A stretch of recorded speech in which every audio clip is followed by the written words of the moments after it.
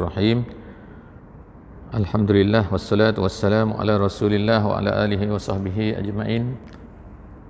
Kita memohon kepada Allah Subhanahu wa taala, semoga Allah Subhanahu wa taala akan memberkati majlis ilmu kita pada malam ini. Kita sama-sama membaca surah Al-Fatihah. A'udzubillahi minasyaitonirrajim. Bismillahirrahmanirrahim. Alhamdulillahirabbil alamin, arrahmanirrahim, maliki yaumiddin. Iyyaka na'budu wa iyyaka nasta'in. Ihdinas siratal mustaqim. Siratal ladzina an'amta 'alaihim ghairil maghdubi 'alaihim waladdallin. Amin. Amin amin ya rabbal alamin. Alhamdulillah nahmaduhu wa nasta'inuhu wa nastahdihi wa nastaghfiruh wa na'udzu billahi min syururi anfusina wa min sayyiati a'malina. Man yahdihillahu fala mudhillalah wa man yudlil fala hadiyalah. Nashhadu an la ilaha illallah wa nashhadu anna Muhammadan abduhu wa rasuluh. Allahumma salli ala sayyidina Muhammad wa ala alihi wa sahbihi ajma'in. Pertamanya syukur kita kepada Allah Subhanahu wa taala. Yang keduanya salawat dan salam kita berikan kepada baginda Nabi sallallahu alaihi wasallam. Yang saya kasihi Tuan Imam, yang saya kasihi juga Tuan Bilal, dan seterusnya ahli-ahli jemaah muslimin dan muslimat Masjid Sengkurung pada malam ini. Alhamdulillah, bersyukur banyak-banyak kita kepada Allah Subhanahu wa taala masih memberikan kesihatan kepada kita, masih memberikan kepada kita keinginan untuk menghadiri majlis-majlis yang baik seperti yang kita lakukan pada malam ini, dan moga-moga Allah Subhanahu wa taala akan berikan rasa ini berterusan sehingga kita berjumpa dengan Allah Subhanahu wa taala. Amin ya rabbal alamin. Kata Nabi sallallahu alaihi wasallam, "Iza marartum bi riyadil jannah farta'u." Apabila kamu melalui ataupun menjumpai taman-taman syurga, maka hendaklah kamu singgah. Kemudian sahabat bertanya, apakah dia taman-taman syurga itu? Nabi SAW kata, ialah mana-mana majlis yang disebutkan nama Allah, yang mengingati Allah Subhanahu wa taala di dalam majlis tersebut.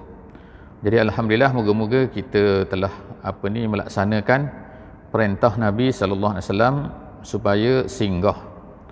Jadi alhamdulillah malam ni kali yang ke-10 insya-Allah. Tajuk kita pada malam ni iaitu kisah Nabi-Nabi daripada Al-Quran. Kita ni sesi yang ke-10. Jadi insya-Allah moga-moga pada malam ni kita akan tamat sesi berkenaan dengan kisah Nabi Nuh alaihi salam, insya-Allah. Selepas ni kita akan sambung pula insya-Allah, iaitu kisah Nabi Hud alaihi salam. Moga-moga. Jadi pada malam ni kita akan sambung cerita kita pada sesi lepas. Kita ambil kisah Nabi Nuh ni adalah daripada Al-Quran ataupun daripada hadis-hadis yang sahih. Allah Subhanahu wa taala tidak menceritakan dengan detail tentang siapa Nabi Nuh dengan sebenar-benarnya, bagaimana tahun berapa, tempat di mana dan sebagainya, tetapi Allah Subhanahu wa taala banyak bercerita di dalam Al-Quran tentang kisah Nabi Nuh ni, ialah apakah yang berlaku kepada Nabi Nuh, dan kemudian apa yang Nabi Nuh katakan, ucapkan kepada umat beliau alaihi salam.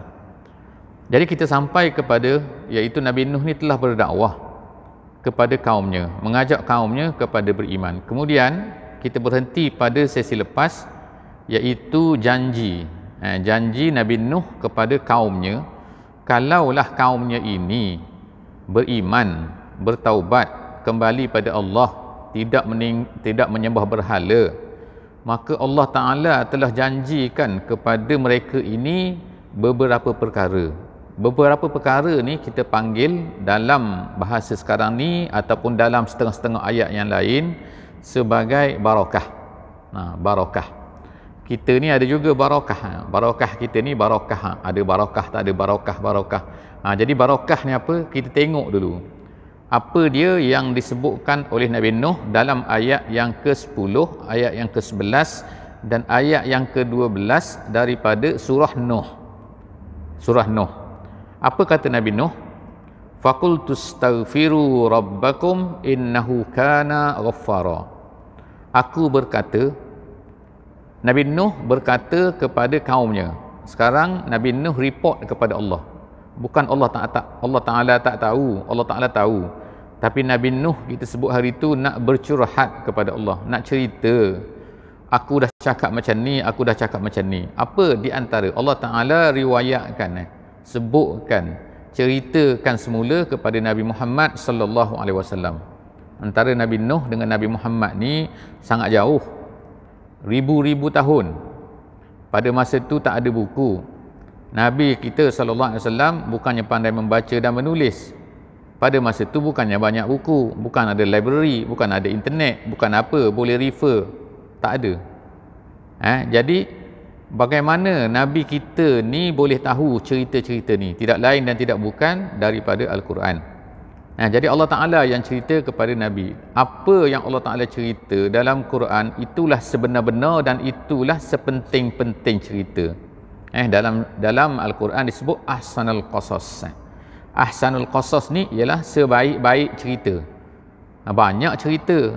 Cerita macam ni, cerita binatang, cerita 1001 malam, cerita Kalilah dan Dimnah, macam-macam cerita. Tapi cerita-cerita tu kadang-kadang bagus, kadang-kadang tak bagus. Yang terbagus ialah cerita yang ada dalam Al-Quran. Jadi sebab itulah kalau seorang tu tahu cerita macam-macam tapi tak tahu cerita dalam Quran, tu masalah. Sebab apa? Dia telah ambil yang kurang bagus tapi dia tinggalkan yang terbagus. Jadi kita alhamdulillah kita cuba tengok yang terbagus ni. Allah Ta'ala meriwayatkan Nabi Nuh ni berkata kepada kaumnya, faqultu istaghfiru rabbakum, minta ampunlah kamu kepada Tuhan kamu, innahu kana ghaffara, Allah ini maha pengampun. Jadi artinya Allah tu dah ready dah. Dalam hadis 40 yang kita baca hari itu, yang kita habis di sinilah saya rasa kan, di masjid ni kita baca hari itu 40 hadis yang dikumpulkan oleh Imam Nawawi, nama dia Al-Arba'un An-Nawawiyah. Antara hadis yang Nabi sebut tu ialah Allah Ta'ala ni sangat-sangat menerima taubat. Kalau kita datang kepada Allah dalam keadaan berjalan, Allah Ta'ala akan datang kepada kita untuk menerima taubat kita ni macam berlari seolah-olahnya, maknanya lebih cepat lagi. Jadi Allah Ta'ala ni ready, tunggu saja kita ni nak istighfar ataupun tak nak istighfar. Jadi rahmat Allah turun pada setiap malam tu kan, untuk memberi peluang kepada orang yang berdosa pada waktu siang. Allah Ta'ala turun rahmatnya pada waktu siang untuk memberi peluang kepada orang yang berdosa pada waktu malam. Maknanya setiap hari berpusing macam tu. Allah Ta'ala tu ready, tunggu kita ni nak istighfar tak istighfar kamu ni, nak istighfar ke tak. Jadi kita malulah sikit kepada Allah Subhanahu Wa Ta'ala kalau kita ni tak istighfar, sedangkan Allah Ta'ala ni menunggu kita untuk istighfar. Jadi itulah nama dia Ghaffar. Ghaffar ni maknanya sangat maha menerima taubat, menerima, memberi maghfirah. Oleh kerana itu kata Nabi Nuh, istaghfiru, mintalah ampun. Apa? Kalau kamu semua minta ampun kepada Allah, minta istighfar kepada Allah, tapi bukan minta istighfar sajalah, dengan syaratnya lah, iaitu syaratnya yang disebutkan oleh ulama mesti ada 3. Yang pertamanya menyesal, yang kedua meninggal, yang ketiga bukan meninggal dunia, meninggalkan kejahatan tu, maksiat tu. Kemudian tu yang kedua an-nadmu, kemudian tu yang ketiga al-azmu, azam tak nak buat, kemudian tu an-nadmu, menyesal tak nak buat, gitu, menyesal atas perbuatan.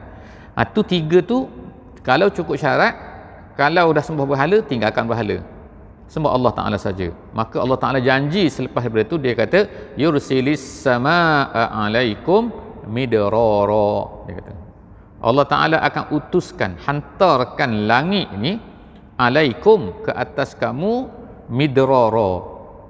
Apa midrara? Maknanya hujan yang mencurah-curah. Kan ada setengah-setengah negeri tak ada hujan. Kalau tak ada hujan jadi padang pasir. Kalau buat padi tak ada hujan akan kering kontang. Jadi terpaksalah sembahyang istisqa, nak minta hujan. Kadang-kadang manusia kalau tidak beriman, dia akan buat macam-macam cara. Naik kapal terbang, letak obat sembuh atas awan. Lepas tu tak turun juga, turun sekejap tak cukup juga. Memang manusia ni tak mampu nak buat hujan. Kalau manusia boleh buat hujan sendiri, mudahlah, tak perlu minta pada Allah lah. Tapi Allah Ta'ala yang menentukan. Jadi Allah Ta'ala janji sini, Allah Ta'ala akan, Nabi Nuh kata kepada kaum dia, kalau kamu istighfar, Allah Ta'ala akan mengirimkan langit ini kepada kamu dengan hujan yang mencurah-curah. Kemudian tu yang pertama dia janji. Yang kedua, wa yumdidkum bi amwalin wa banin, dia kata. Dan Allah Ta'ala akan berikan kepada kamu bi amwal, dengan harta-harta. Maknanya dengan duit banyak maknanya. Jadi kayalah kamu. Wa banin maknanya anak-anak. Wa yaj'al lakum, dan Allah Ta'ala akan jadikan untuk kamu jannat. Jannat tu syurga, maknanya bukan syurga, tapi maknanya kebun-kebun, taman-taman. Kalau padang pasir, kalau ada taman tu pelik lah, maknanya ada air lah tu. Ada air yang banyak. Wa yaj'al lakum anhara, dan kemudian Allah Ta'ala akan jadikan untuk kamu sungai-sungai. Jadi maknanya banyak sini. Kenapa dia janjikan benda ni? Dia janjikan benda ni kerana kata ulama tafsir, pada masa tu umat Nabi Nuh ni nombor satunya ialah apa? Hujan tak turun lama. Bila hujan tak turun, maka tumbuhan-tumbuhan, pokok-pokok pun mati. Jadi mereka ni senak sangat kepada hujan tu. Tapi sembah berhala juga. Yang keduanya, pada masa tu kebanyakan perempuan mereka mandul. Tiba-tiba tak ada anak. Jadi kita kena ingat bahawa Nabi Nuh ni 950 tahun pada kaum dia tu. Jadi banyak macam-macam perkara. Jadi Allah, bila mereka ni keputusan anak, tak ada anak, kemudian tu tiba-tiba pula hujan tak turun, kemudian mereka ni jadi miskin, sungai tak ada, pokok tak ada. Jadi kalau ikutnya nak perlu sangatlah kepada perkara-perkara ni. Jadi kata Nabi Nuh, istaghfiru rabbakum, minta ampunlah kamu kepada Tuhan, Allah Ta'ala akan kirimkan. Mereka degil juga tu. Jadi daripada ayat ini, saya tu sikit lah kan, nak kaitkan sikit dengan bahawa ni, bila Allah Ta'ala ceritakan tentang kisah Nabi Nuh ni, ada hubungan di antara apa? Di antara istighfar, iaitu istighfar ni makna kita ni kembali kepada Allah, dengan satu lagi nama dia ialah apa? Iaitu ekonomi. Ekonomi. Dalam Al-Quran, Allah Subhanahu Wa Ta'ala ada sebut iaitu di dalam surah Al-A'raf. Ayat ni masyhur lah iaitu apa? A'udzubillahi minasyaitonirrajim. Walau anna ahlal qura amanu wattaqau lafatahna alaihim barakatim minas sama' wal ardi walakin kadzabu fa akhaznahum bima kanu yaksibun. Maksud ayat ni surah Al-A'raf ayat 96, Allah Ta'ala kata, kalaulah ahli sesuatu negara, sesuatu negeri. Dalam ayat ni dia kata kampung, sebab dulu tu kampung tu maknanya negeri. Kalaulah sesuatu rakyat sesuatu negeri itu amanu, beriman, wattaqau, dan bertakwa, nescaya, Allah Ta'ala kata, la tu maknanya nescaya, fatahna, kami akan bukakan, alaihim, kepada mereka, barakatim minas sama'i wal ardi, pintu berkat, berkat-berkat daripada langit dan daripada bumi, maknanya daripada atas dan daripada bawah. Jadi manusia ni perlu sangat kepada berkat ni. Berkat ni apa? Kalau ikut bahasa Arabnya, berkat ni ialah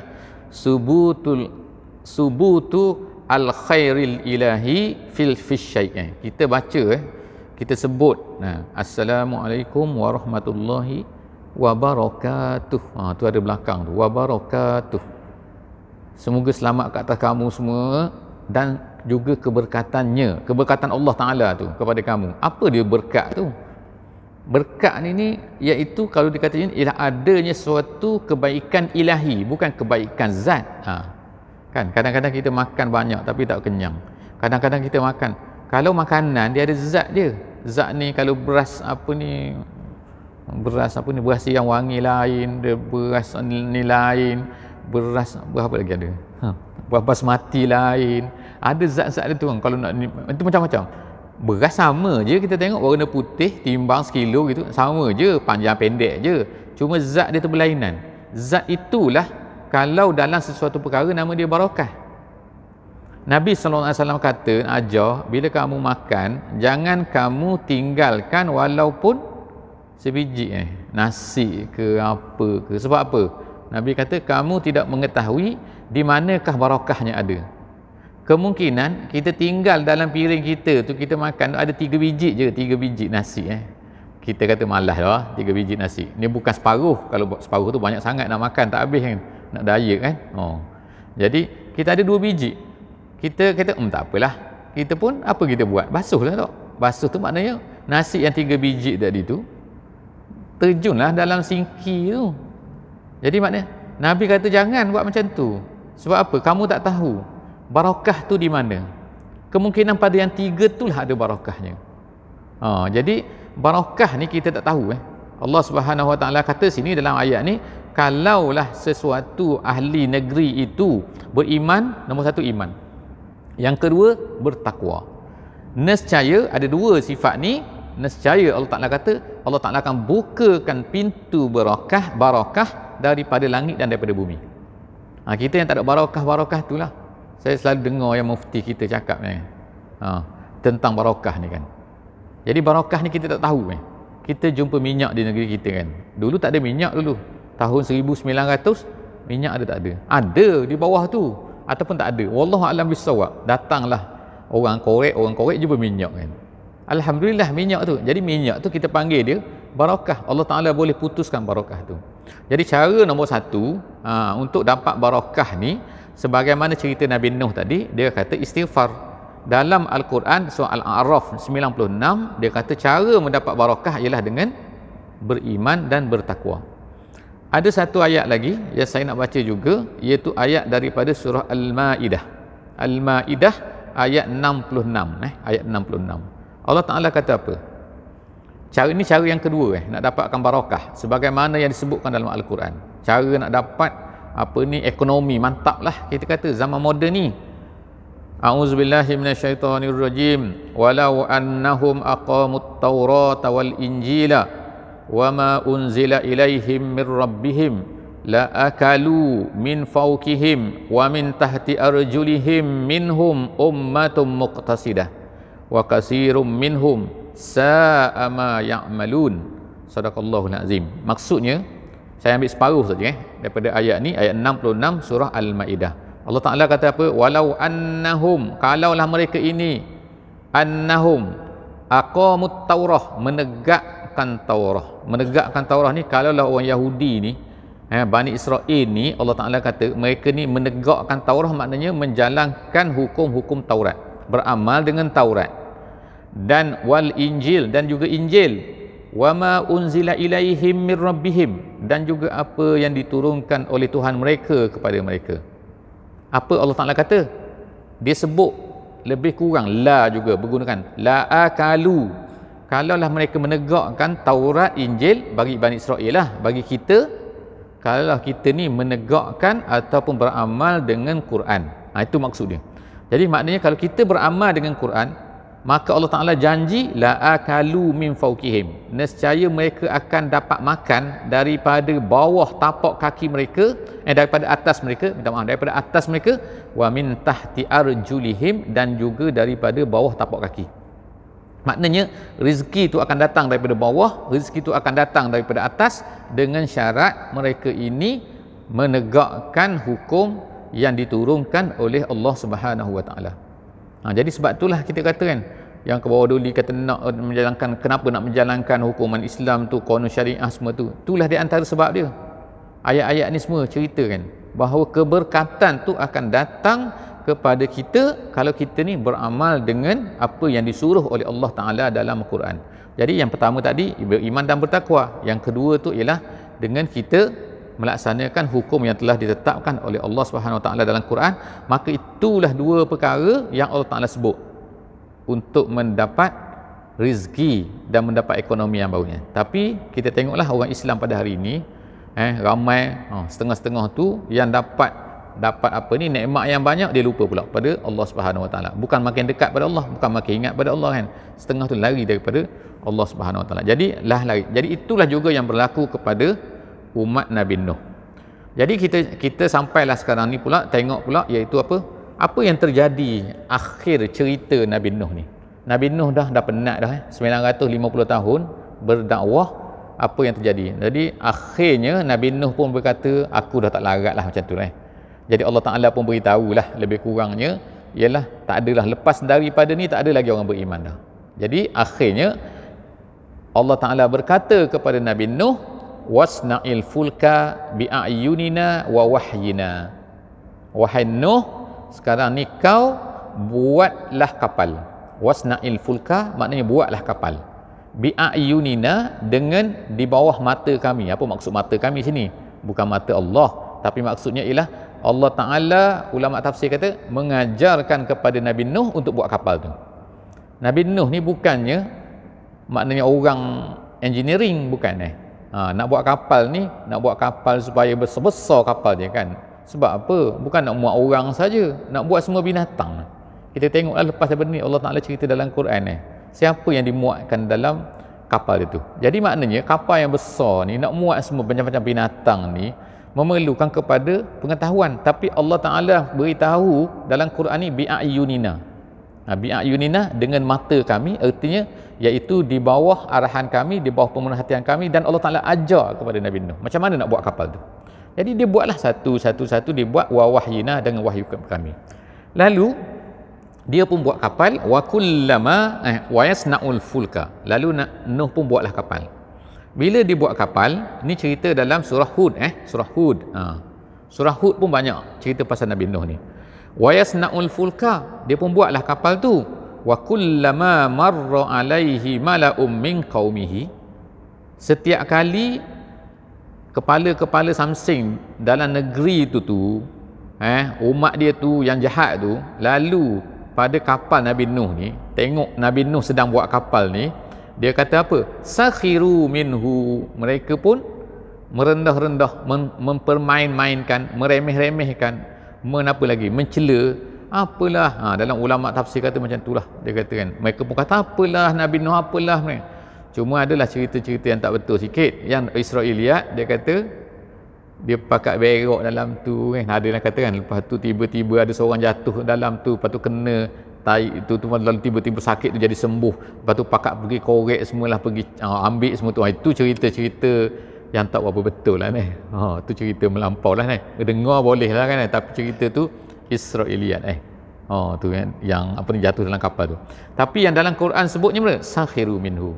Mereka ni pakat mempermain-mainkan Nabi Nuh. Sebab apa? Nabi Nuh buat kapal pada masa tu di daratan, bukan tepi laut, bukanlah kita kata di muara. Ni tengah-tengah Borneo, tengah-tengah atas bukit tu. Apa buat kapal? Apa cerita? Jadi sebab tu dia kata sakhiru minhu, di antaranya hatta tiba-tiba Allah Ta'ala kata sampailah saatnya bila Nabi Nuh ni dah berdoa kepada Allah, lalu Allah Ta'ala pun memperkenankan doa Nabi Nuh, hatta iza jaa amruna wa farat tanur kul nahmil fiha min kullin zawjain isnain. Bila air tu dah membuak-buak keluar semua, turun hujan daripada langit, air keluar daripada perut bumi, keluar air, tak tahulah mari daripada mana air, Allah Ta'ala kehendakikan, mudah saja, kun fayakun, turun air daripada langit, tak berhenti-henti, banjir pun mula start lah. Jadi tu dia kata wafarat tanur, bersemburanlah air tu daripada bawah laut, daripada bawah bumi. Lepas tu kulna, kami berkata kepada Nuh, ihmil fiha, ambillah, letakkan dalam kapal kamu ni min kullin, daripada setiap. Tu dia kata daripada setiap. Dia bahasa Arab ada min kulli zaujaini. Kalau dia sebut min kulli, baris satu saja kan, baris satu, min kulli zaujaini, dia akan jadi daripada setiap dua. Tu. Tapi dia sebut sini min kullin zaujaini. Gitu. Lin tu baris dua. Bila lin tu baris dua, artinya apa? Daripada setiap benda. Jadi ulama tafsir kata daripada setiap benda tu apa? Semua jenis binatang yang akan mati kalaulah banjir, maka dia akan angkut masuk dalam kapal dia. Zaujai ni dia akan ambil dua-dua, satu jantan satu betina. Ikan tak apalah, ikan tak perlulah kan, ikan memang dia hidup dalam air. Burung mungkin tak perlulah, sebab apa? Burung dia boleh terbang tinggi, dia pergi tempat lain. Ni apa ni? Binatang yang akan mati, dia kata. Ulama tafsir kata binatang yang akan mati dia akan ambil dua. Jadi ada orang tanya dah babi, tu ada sekarang tu, maknanya adalah tu, masuklah kan. Apa masalahnya babi kan? Babi tak salah lah babi tak bersalah, babi tak berdosa yang berdosanya kita yang makan babi. Orang makan babi tu salah. Anjing tak salah juga kan. Ni adalah salah-salah kita. Dia anjing dalam fiqh ni, anjing lain, babi lain. Babi sunat bunuh, kalau kita jumpa kan. Tapi dia kata kenapa Nabi Nuh tak bunuh babi? Adalah syariat dia, ni syariat kita. Kita kata ni fiqh kita. Sunat bunuh babi, sunat jangan, bukan wajib. Sunat bunuh. Jadi tapi kalau bunuh, kalau mati, kalau terlanggar, saya pernah langgar babi, matilah babi tu tepi jalan, kereta saya kena samak. Macam mana? Boleh jual tak? Tak boleh jual. Ada orang pula pergi tembok apa ni? Tembok biawak ke benda tu. Lepas tu dia pun ngejual. Kita tak makan, tak boleh. Jadi kalau anjing tak boleh bunuh juga anjing. Anjing ni sunat dibunuh dua jenis anjing. Yang pertama anjing gila. Yang kedua anjing yang suka gigit orang, kacau orang. Tu dua jenis anjing. Anjing lain tu anjing biasa-biasa tak boleh. Bukan suka-suka hati pergi bunuh Tak ada kerja pergi bunuh anjing malam-malam. Pergi memanah anjing. Tak boleh syari. Tak boleh Anjing, bahkan anjing ni boleh dibela. Kalau ada hajat dan boleh macam mana? Ditukar-tukar untuk memburu ke, untuk memelihara kebun ke, untuk menjaga rumah ke, untuk menjaga binatang ternakan ke, boleh? Nak beli anjing kan? Memang boleh. Dan untuk memburu binatang boleh. Kalau dia makan binatang tu, anjing tu, kita hantar dia pergi makan, dia bukan pergi makan, dia pergi gigit, bunuh binatang tu mati, kita tak perlu sembelih dah. Itu dalam fiqh kita kan. Tapi dengan syarat-syaratnya lah, syaratnya lah. Jangan pergi-pergi tengok dia makan separuh, dia tinggal. Tak boleh lah kalau macam tu. Itu anjing bodoh nama dia. Dia kena anjing cerdik, anjing yang diajar nama dia. Dalam Quran sebut mukallibin. Jadi itu dia kata, dia ambillah semua tu dua-dua, dan kemudian manusia masuk dalam kapal. Manusia ni siapa yang masuk dalam kapal Nabi Nuh? Yang masuk dalam kapal Nabi Nuh ni hanyalah sedikit sahaja. Wa qalilun, Allah Taala sebut dalam Quran, wa qalilun sikit saja yang masuk naik kapal tu. Kebanyakan daripada orang kaum Nabi Nuh ni tidak beriman. Termasuk yang tidak beriman, nombor satu, isteri dia. Yang kedua, anak dia. Anak dia diceritakan oleh Allah Subhanahu Wa Taala direct kan, sebut nama anak dia. Kita tengok sekejap lagi. Jadi lepas tu naik kapal semua, banjirlah. Lepas tu mereka pun bacalah doa. Doa tu disebutkan oleh Allah Subhanahu Wa Taala dalam ayat yang ke-41. Allah Taala kata apa?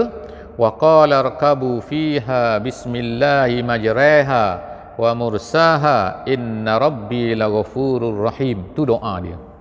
Kita kalau kita naik kenderaan sekarang pun ada juga doa subhanallazi sakhkhara lana hadza wa ma kunna lahu muqrinin wa inna ila rabbina lamunqalibun. Tu satu doa. Kalau nak baca doa ni pun boleh juga. Iaitu bismillahi majraha. Dia baca ra kat situ kan. Qiraat dia macam tu kan. Jadi kita belajar pun macam tu. Jadi kalau ikut ejaan dia majraha tu. Tapi majraha. Bismillahi majraha iaitu dengan nama Allah kami berjalan, majra tu. Lepas tu wa mursaha, dan kami berhenti maknanya. Jadi nak berjalan pun dengan nama Allah, nak berhenti pun dengan nama Allah. Inna rabbi laghafurur rahim. Tu doa dia. Lepas tu naiklah kapal pun berjalan dah. Banjir dah besar tu, tiba-tiba Nabi Nuh pun nampaklah anak dia. Anak dia tengah berenang tak dia ajak, tak nak naik, sombong Tiba-tiba tengok anak dia tu, Nabi Nuh pun berkata, wa nada Nuh ibnahu. Nuh pun memanggil anaknya. Hai, dia panggil lah nama anak. Dia tak sebut nama anak dia, tapi dia panggil anak dia tu nada, dia kata. Nuh pun memanggil anaknya. Wa kana fi ma'zilin, dan tempat tu tempat tu makna dekatlah, nampak dia boleh bercakap tu. Ya bunayya, wahai anakku, irkam ma'ana, marilah naik bersama kami ni. Maksud naik tu bukannya naik saya saja, berimanlah maknanya kan, naik saja sedaplah kan. Tak, tapi anak dia jawab apa? Dalam ayat surah Hud ni Allah Taala kata, anak Nabi Nuh kata, tak apa, aku nak pergi bukit sana tu. Bukit sana, dia kata dia tak tahu bahawa Allah Taala akan menenggelamkan semua benda pada hari itu. Dia pun pergilah, tiba-tiba datanglah ombak, lalu terpisahlah keduanya, matilah anak dia. Sedihlah Nabi Nuh kan. Jadi bila sedih Nabi Nuh ni, lepas daripada tu ada cerita kan, dia minta kepada Allah kan. Dia minta kepada Allah kan, apa ni, ya Allah, dia kata anak aku ni, dia kata min ahli, dia kata ini family aku ya Allah kan, tapi dia dah mati dah, macam mana ni? Jadi kita tengok jawapan sepahtera ni. Habis cerita tu dulu, stop situ dulu. Lalu habis dah semua, dah mati semua dah. Yang tinggal tu dalam keluarga Nabi Nuh ni ialah anak Nabi Nuh mati, isteri Nabi Nuh mati, tapi ada anak dia yang beriman, dan kemudian ibu bapa, ibu bapa dia, mak dan juga ayah dia, indung dia beriman bersama-sama dengan Nabi Nuh di dalam kapal. Jadi selamatlah. Jadi yang selamat tu ialah berapa orang anak dia, mak dia, ayah dia, isteri dia tak selamat, isteri dia tak nak beriman. Jadi itu pengakhiran cerita Nabi Nuh. Jadi selepas daripada tu Nabi Nuh pun berkatalah selepas itu yang kita nak kata tu, iaitu apa dia kata? Dia kata apabila dia kata ya Allah, dia kata ya Allah, itu anak aku ya Allah. Jadi apa kata Allah Subhanahu Wa Taala kepada Nabi Nuh? Qala ya Nuh, Allah Taala berkata, wahai Nuh, innahu laisa min ahlik. Dia tu yang kata anak awak tu laisa min ahlik, dia tu bukan geng kamu, bukan grup kamu, bukan ahli kamu, bukan family kamu. Jadi ulama tafsir kata, kenapa Allah Taala berkata bahawa anak dia, anak Nabi Nuh tu bukannya ahli kamu, bukan family kamu? Ulama kata akhirnya buat ginilah kan, dia kata daripada ayat ini Allah Subhanahu Wa Taala dan juga daripada kisah-kisah yang lain, Allah Taala nak memberitahu kepada Nabi kita sallallahu alaihi wasallam dan nak ajar orang-orang yang beriman ni bahawa apa? Kalaulah seorang ayah dan juga seorang anak, yang seorang tu beriman, seorang tu tidak beriman, seorang tu kafir, seorang tu beriman, maknanya dia tu walaupun dari segi hubungan keturunannya ada, ini anak aku, ini ayah aku kan, tetapi dia tidak boleh lagi dianggap sebagai ada hubungan. Maknanya dalam peristiwa Badar contohnya, dalam perang Badar, ramai di kalangan sahabat-sahabat yang terpaksa membunuh ayah sendiri, seperti Abu Ubaidah Al-Jarrah, terpaksa bunuh anak ayah dia. Kenapa? Ayah dia duduk seberang sana kan, duduk di sebelah sana. Jadi dia sedih lepas daripada tu. Dia sedih apa? Dia sedih sebab dia terpaksa bunuh ayah dia sendiri. Ada yang terpaksa bunuh saudara mara sendiri dalam peperangan Badar ni, seperti Abu Bakar.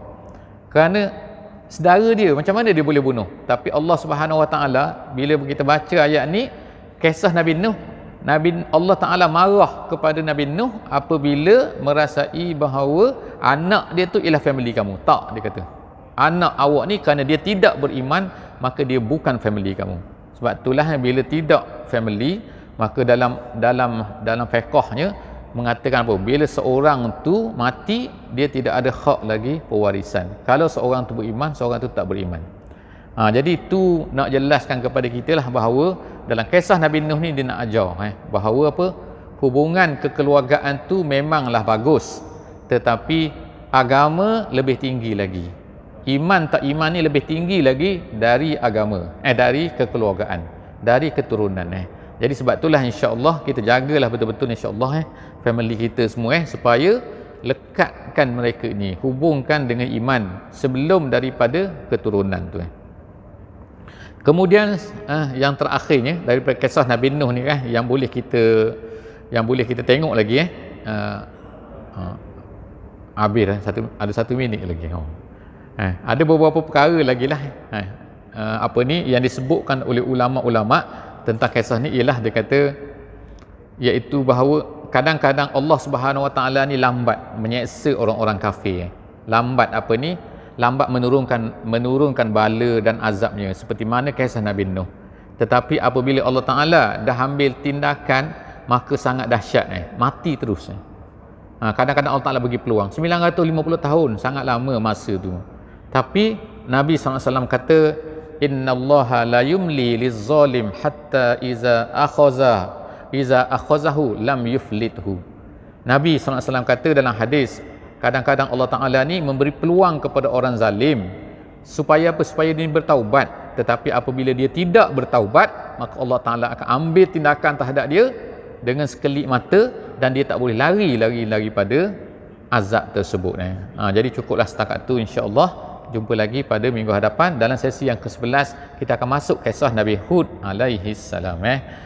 Kita tamatkan dulu sesi kita pada malam ni dengan membaca surah Wal Asri. Bismillahirrahmanirrahim. Wal Asri innal insana lafi khusr illa allazina amanu wa amilus solihat wa tawasau bil haqqi wa tawasau bis sabr. Wassalamualaikum warahmatullahi wabarakatuh.